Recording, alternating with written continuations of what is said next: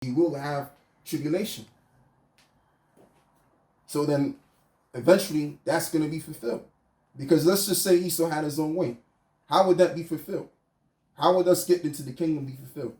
That's why it also reads in, Matthew 24, where that says, somewhere in a particular verse, where it reads, I'm going to roughly paraphrase the scripture, where it says, if the Lord don't deliver us, then there'll be no flesh to be saved. If the Lord don't speed up the times, he won't, there'll be no flesh to be saved.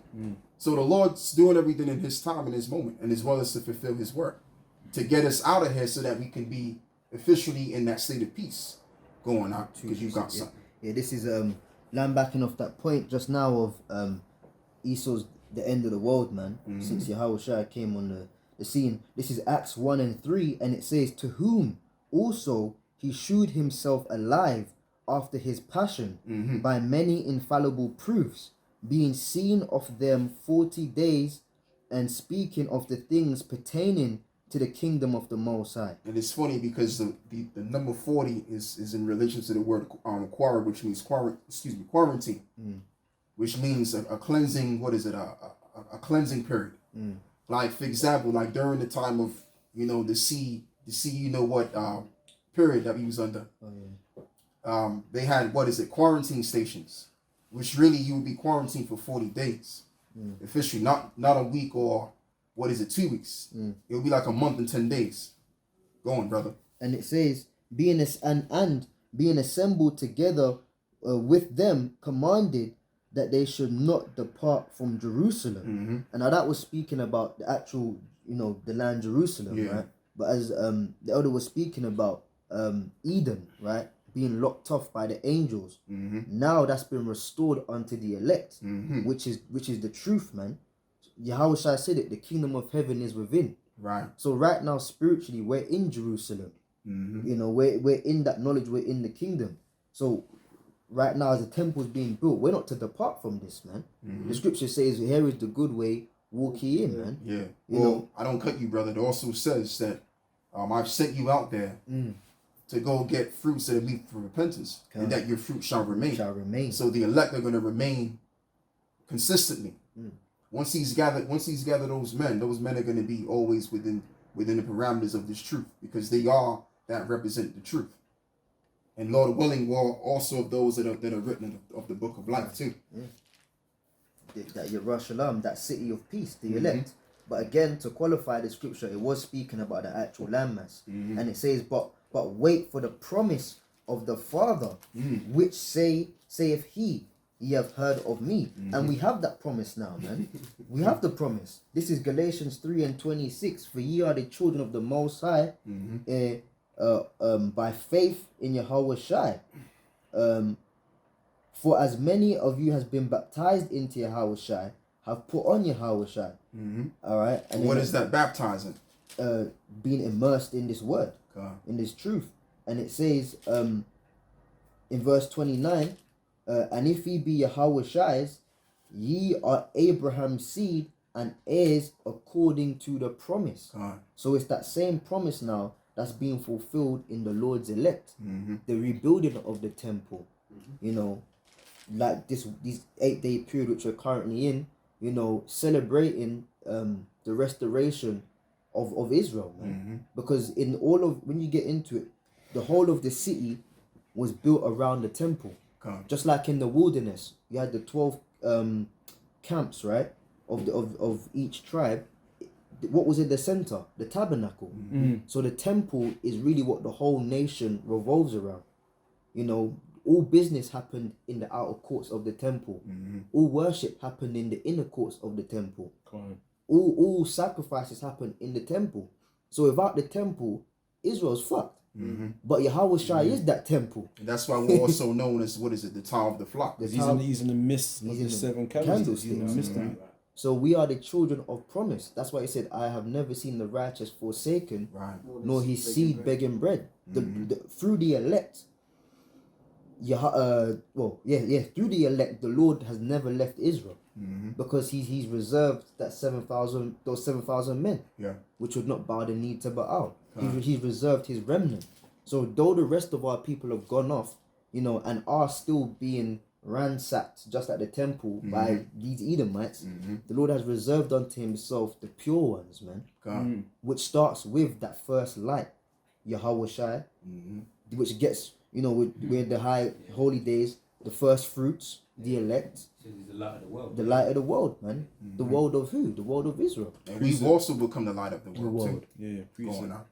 So it says, this is Ephesians chapter 2, verse 19. Now therefore ye are no more strangers and foreigners, but fellow citizens with the saints and of the household of the Most High, and are built upon the foundation of the apostles and prophets, Yahweh Shai Hamashiach himself being the chief cornerstone, in whom all the building fitly framed together groweth unto an holy temple in the Lord, in whom ye also are builded together for an habitation of the Most High through the Spirit. Yeah, it's all built upon Yahweh Shai, and he's, again, like you just said, he's that temple, man. You know, so all revolves around Yahweh Shai. He's that chief cornerstone, man. You know, he's that chief cornerstone, and upon him, everything is built. He's the author and finisher of our faith, man. Yeah. You know? Precept? Yeah. This is Ezra 4, starting at verse 1. Now when the adversaries of Judah and Benjamin heard that the children of the captivity builded the temple unto Yahweh their God of Israel, they came to Zerubbabel and the chief of the fathers and said unto him, Let us build with you, for we seek your God as ye do. And we do sacrifice unto him since the days of Esarhaddon, king of Ashur, which brought us up hither. And can I just elaborate on that? Because it kind of reminds me of these Christians out there, man. That's wanting to, you know, into what is it? Amalgamate what they have going with what we got going, trying to fit themselves in the system of our belief, you know, which the term system means pit. But I use it because that's the only word I can use. But we are in a pit. We're in the pit of the Heavenly Father, and Lord willing, we stay in that pit, right? But the thing of it is, these Christians, which makes up all of these other nations together, but mainly, most importantly, Esau, they hope and believe that what we're saying isn't true, that they can get involved or partake in this holiness, but you can't. Because they were never a part of the temple to begin with. None of these nations were a part of that holy temple.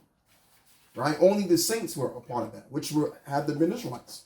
Or not had to been, were Israelites. And it's still the Israelites. So no other nation can partake in it. Yep.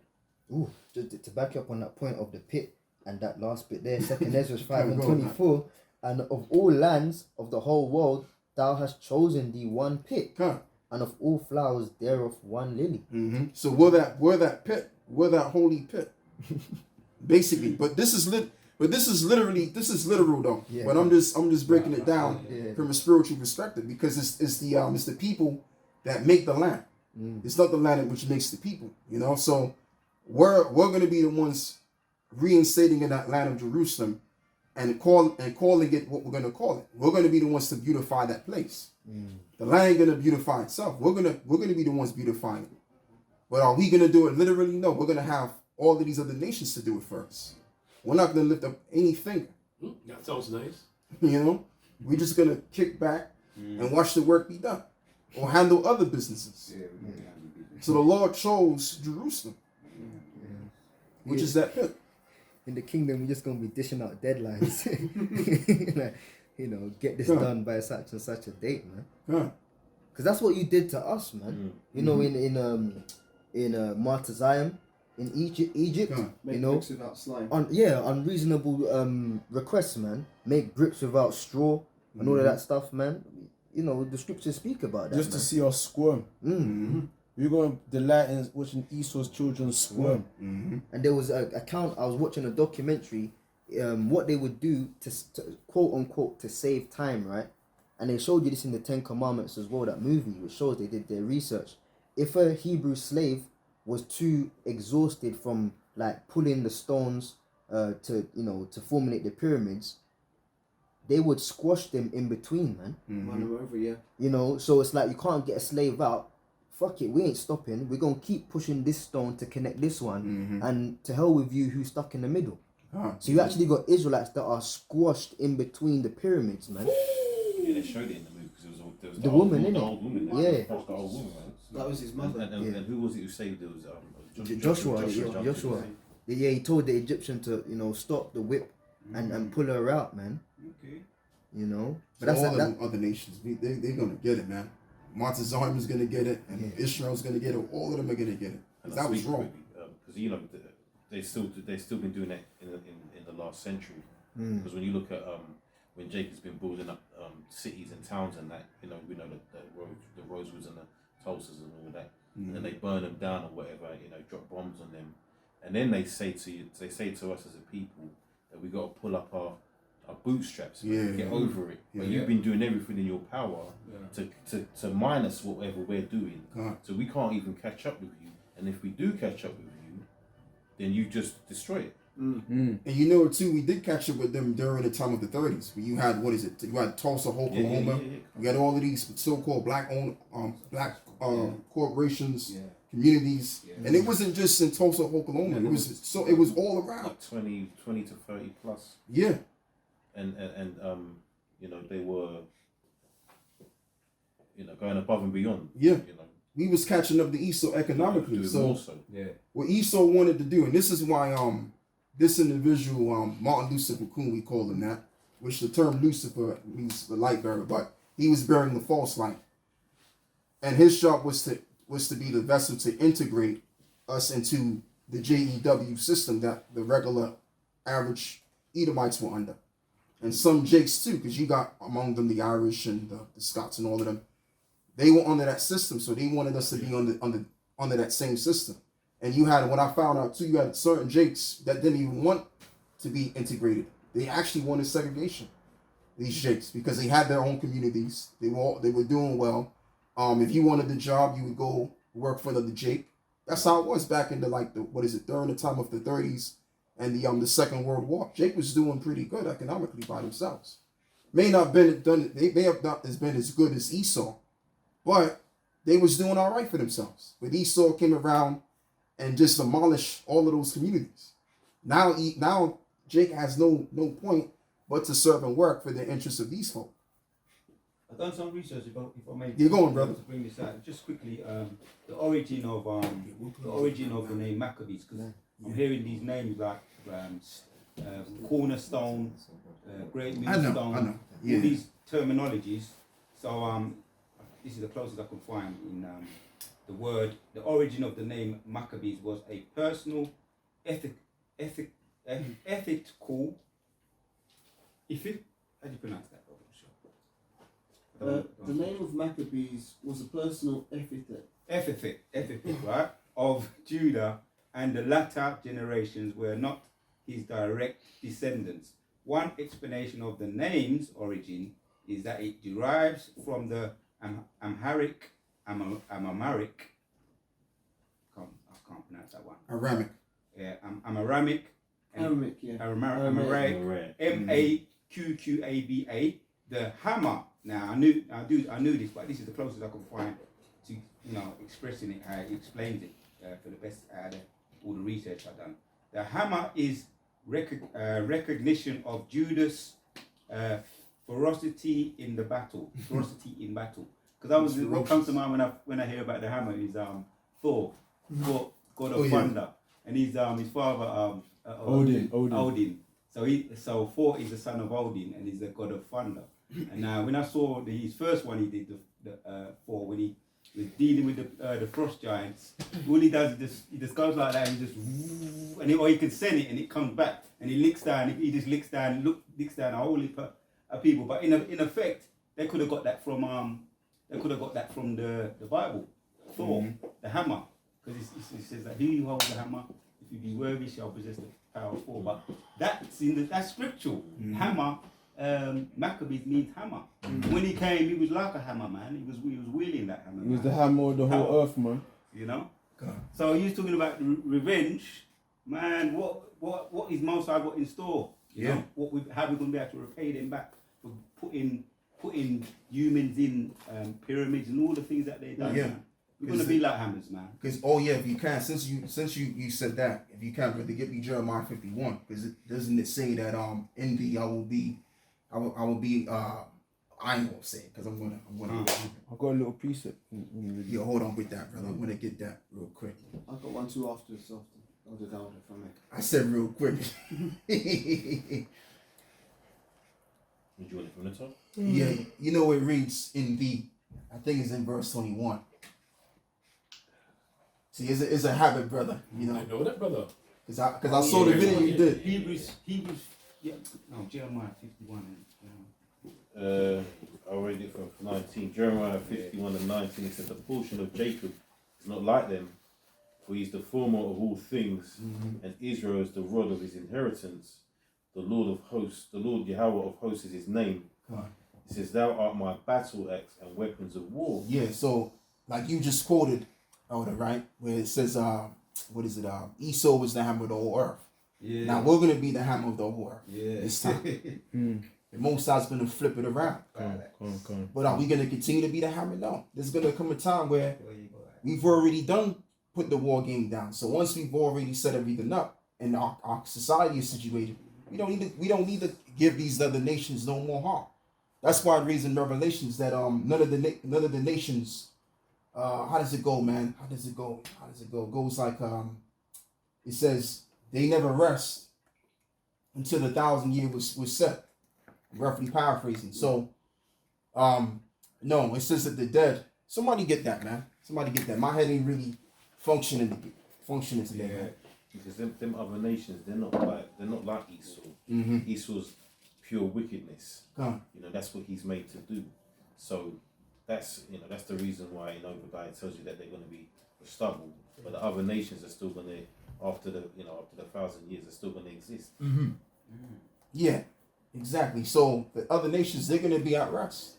I just want the priest to speak. And he's touched, and Esau's touched them other nations as well. Yeah, exactly. So he has become the hammer of the whole earth.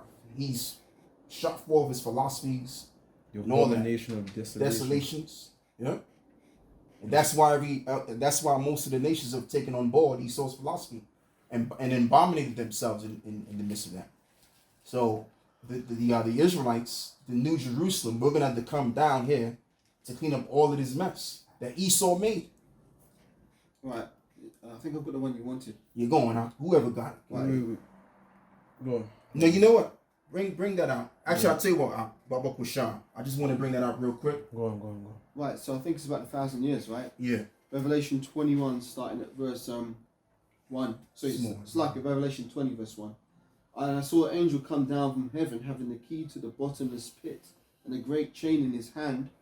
And he laid hold on that dragon, that old serpent, which is the devil and Satan, and bound him 1,000 years, and cast him into the bottomless pit, and shut him up, and set a seal upon him, that he should deceive the nations no more. No, that's not it. That's not the it. one. No, that's not the one. It's lucky.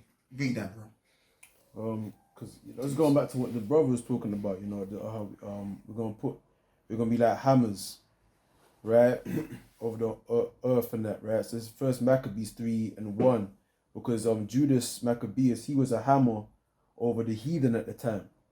This is then his son Judas, called Maccabeus, rose up in his stead, and all his brethren helped him, and so did all they that held with his father.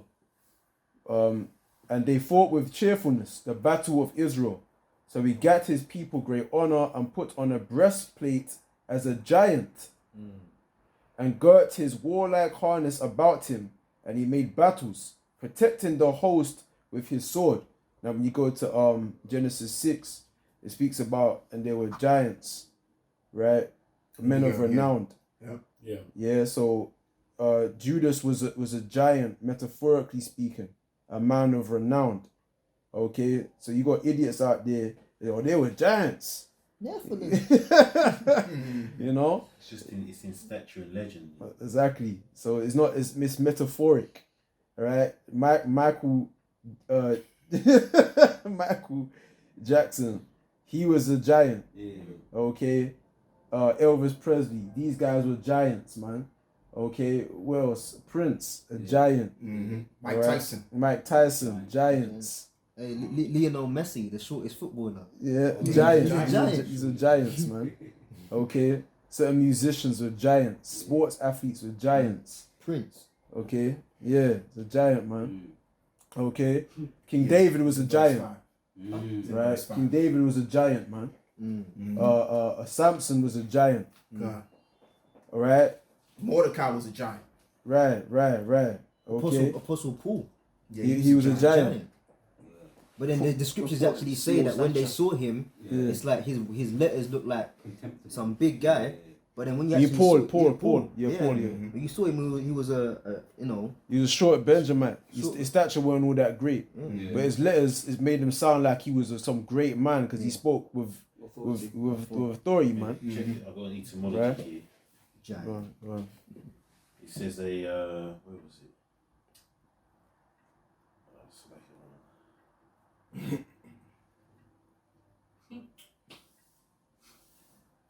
Patience. No, brother. I'm okay. So like if you want to keep speaking, I just had something. Right. So Judas, he was a I giant. got it. It says Go a on. person of exceptional importance and reputation. Giant. There you go. That's A nice. person of importance and reputation. Okay. King Solomon was a giant. Samson got out. Okay. David was a giant. Yeah. You understand? A person of importance and of renown. Okay. Like I believe, was it even Peter? I think he had to secretly teach certain men of renown, man, Yeah. of status, or that were giants. Giants, yeah. But they were of the world, though. Yeah. You know what I mean? Yeah. So God. so this is on First Maccabees chapter 4. In his acts, he was like a lion, and like a lion's whelp, roaring for his prey. For he pursued the wicked and sought them out, and burnt up those that vexed his people. Wherefore the wicked shrunk for fear of him, and all the workers of iniquity were troubled, because salvation prospered in his hand. God. He grieved also many kings, and made Jacob glad with his acts, and his memorial is blessed forever. Moreover, he went through the cities of Judah, destroying the ungodly out of them, and turning away the wrath from Israel, so that he was renowned unto the utmost part of the earth, and he received unto him such as were ready to perish. So he became a giant. He became a giant, man. Then Apollonius gathered the Gentiles together in a great host out of Samaria to fight against Israel, which thing when Judas perceived, he went forth to meet him, and so he smote him and slew him. Many also fell down slain, but the rest fled. Wherefore Judas took their spoils, and Apollonius his sword also, and therewith he fought all his life long. Now when Cyril, the prince of the army of Syria, right? The prince of the army of Syria, because Antiochus Epiphanes ruled Syria, okay? Heard say that Judas had gathered unto him a multitude and company of the faithful to go out with him to war. He said, I will get me a name and honor in the kingdom. So this motherfucker want to be a giant. He said, Can't force yeah, you you want to be a into giant? I giant. want to be a giant too. Yeah. For I will go fight with Judas and them that are with him. So he thought he was King David going against Goliath, who despised the king's commandment. So he made them ready to go up, and there went with him a mighty host of the ungodly to help him, and to be avenged of the children of Israel. And when he came near to the going up of Betharon, Judas went forth to meet him with a small company. Who when they that's the elect. That small Right. sanctuary. That small sanctuary, who when they saw the host, which is an army, coming to meet them, said unto Judas, how shall we be able, being so few, to fight against so great a Aye. multitude and so strong, seeing we are ready to faint with fasting all this day? Because why are we fasting? It's Because the bridegroom isn't with us, man. Yeah. That's Yahweh Shai. You know what that reminds me of as well when you read that? Doesn't the scripture say, when they shall come up against me as a flood, then I will lift up a standard against them? Right. So the Lord is going to show in these times to come, very few brothers are going to get that spiritual power, and they're going to show the power of the Most High. Right. Just like in this case. Right. So hold on, let me finish this. It said, who when they saw the host coming to meet them, said unto Judas, how shall we be able, being so few, to fight against so great a multitude and so strong? See, we are ready to faint with fasting all this day. Unto whom Judas answered, it is no hard matter for many to be shut up in the hands of a few. Mm-hmm. And with the Most High of heaven, it is all one to deliver with a great multitude or a small company. And that's all we need, brother. That's all we need to read right there. 9 more minutes we got. But you're going, brother. Wait. Let me finish. Oh, so that, I didn't even. For the victory of the battle standeth not in the multitude of an host, but strength coming from heaven. God. They come against us in much pride and iniquity to destroy us and our wives and children to spoil us. But we fight for our lives and our laws. Wherefore the Lord himself will overthrow them before our face. And as for you, be not afraid of them. And it also reminds me of a part of history that happened during the time when Jehoshaphat was on the scene. Jehoshaphat was the king of Israel. I think it's in the book of somewhere in the book of Chronicles. But the intention of the other nations was to destroy Israel. It's to encompass Israel, all around Israel, and basically destroy them. So what happened was the other nations, when they was fighting, when they was on their way to battle, they merged amongst each other. And they started fighting each other. So what happened was this is when the Israelites were in the bushes. So when they came out, so when they were in the bushes and they were coming out of the bushes, all they saw was dead bodies. Among all these other nations. And they didn't have to fight. None of the Israelites had to fight. Because the Lord set them up. So the thing of it is, just like the elder just read, that was to demonstrate that the power was not in men. The power was in the Most High, Yahweh Bashmal Shah. So again, this all goes back to why we're in this situation here. Because the Lord brought us low, to fulfill prophecies and other prophecies, but to fulfill and to demonstrate his power here on the earth. Because the Lord has to, give reverence to his name again. By showing his power, that he is the power, that no one else is. Because you've had many powers that came on the earth before, right? But the Lord is going to show who the real power is. I'll tell you what, one last precept, brothers, and we're going to close out. If you can, get me Luke 21 and verse, let's see, man, verse 26. Luke 21 and 26. All right. And it's powerful because during that hour of temptation, we're going to be at our lowest estate. Yeah. And we have to trust in the Lord, right? And then call upon his name. That's when he'll come and save us and deliver us, you know what I mean? And that's why the scripture says, all things are written for our learning. That's it. And the book of Maccabees is a very good book to read because that really showed that the power of Israel is in the Most High. The reason why they were able to conquer the Greeks, because of the Most High. It was all through him, all along. And there's other good historical accounts of Israel defeating the other nations. But I mean, personally, when you read the Maccabees, that best explains it more than ever. Man, definitely. So how many men did Samson take on? Right, 1,000. but he was just one guy. What was it with the Jawbone of a horse. And when he died, he took about 3,000 with him in his death. Because if you look at Batman. because if you look at the church, we represent that small sanctuary. We're all the small sanctuaries. So it's very easy for Esau to roll on us. He's got the power. He has the military might, which that also entails his power too. He has the nukes. He has all of these different weapons of war. We don't have nothing. The only power that we got is the scriptures. That's it. Yeah. So it looks like we're done. We're finished, but we're not finished. See, all the Lord needs is a handful of men to take over the whole earth. That's all he needs. That's all he needs, Just like the angels, you only need one angel